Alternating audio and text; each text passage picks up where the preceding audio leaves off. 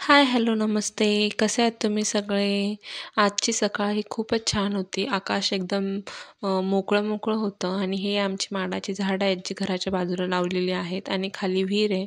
सकाळी उठल्यानंतर परसावणातला मी कचरा काढत होते, अंगणातला आणि परसावणातला.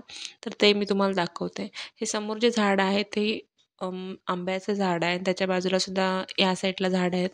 तर हे झाडांची पानं हे दिवसभर पडतच असतात. दिवसातनं 2 ते 3 वेळा कचरा काढला तरी पण ती पानं पडतच असतात आणि वारासुद्धा असतो त्याच्यामुळे. पण सकाळी उठल्यावर कचरा मारून घेतला की कसं प्रसन्न असं वाटतं.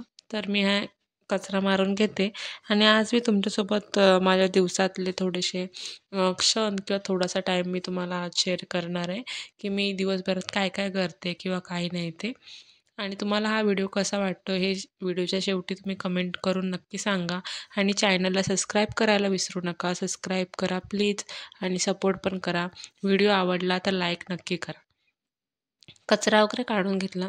त्याच्यानंतर मग ही आमची तुळस आहे, जी मी तुम्हाला दाखवते. सकाळी उठल्यानंतर आम्ही तिला अगरबत्ती लावतो, पाणी वगैरे घालतो आणि आता उन्हाचे दिवस पण सुरू झालेत, तर त्याच्यामुळे तुळशीला जरा पाणी लागतं.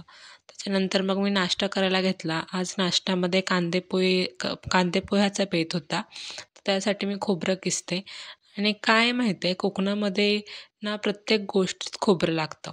म्हणजे तुम्हाला तर जे कोण कोकणी असतील त्यांना माहीत असेल, जे कोणी माहीत नाहीत तर त्यांच्यासाठी सांगते, की प्रत्येक भाजीमध्ये, प्रत्येक पदार्थामध्ये खोबरा हा असतोच.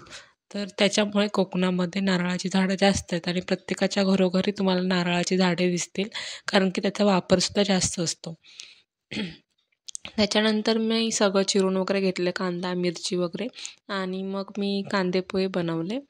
कांदेपोहे बनवताना मी थोडासा व्हिडिओ शूट केला. नंतर मी व्हिडिओ बनवायचा विसरून गेले, तर त्याच्यामुळे ते राहिलं.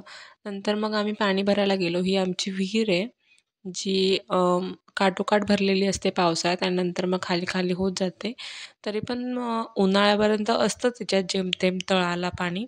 पण पाणी खूप थंड आणि गोडसर पाणी असतं आणि आम्ही पिण्यासाठी रोज इथूनच भरतो. तर हे आमचं परसावण आणि माडाची झाडं आहेत, जे मी तुम्हाला दाखवली. आणि आज बुधवार असल्यामुळे आज मासे आणले होते आणि सौंदळ्या म्हणतात ह्या माशाला. तुम्हाला माहीत आहेत का? हे कमेंट करून नक्की सांगा. तर मग मी ते साफ करत होते आणि आमच्याकडे मासे वाराला जास्त तर मासेच असतात. मटण, चिकन वगैरे खूप कमी खातात, पण मासे जास्त खातात.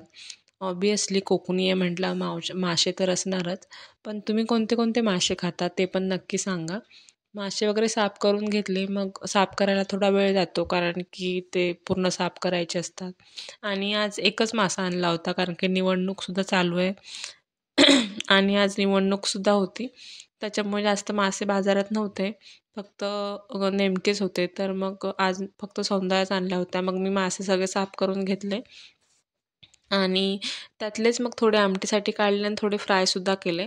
मी तुम्हाला दाखवते. तर हे छोटे-छोटे जे मी काढले तुकडे, तर ते आमटीसाठी काढलेत आणि हे माशाची फ्राय करणार आहे. तुम्ही मासे कसे साफ करता, असेच करता का? तर मग मी हे फ्रायसाठी काढून घेतले. म्हणजे अशी फ्राय केली माशांची अख्खी. व्हिडिओ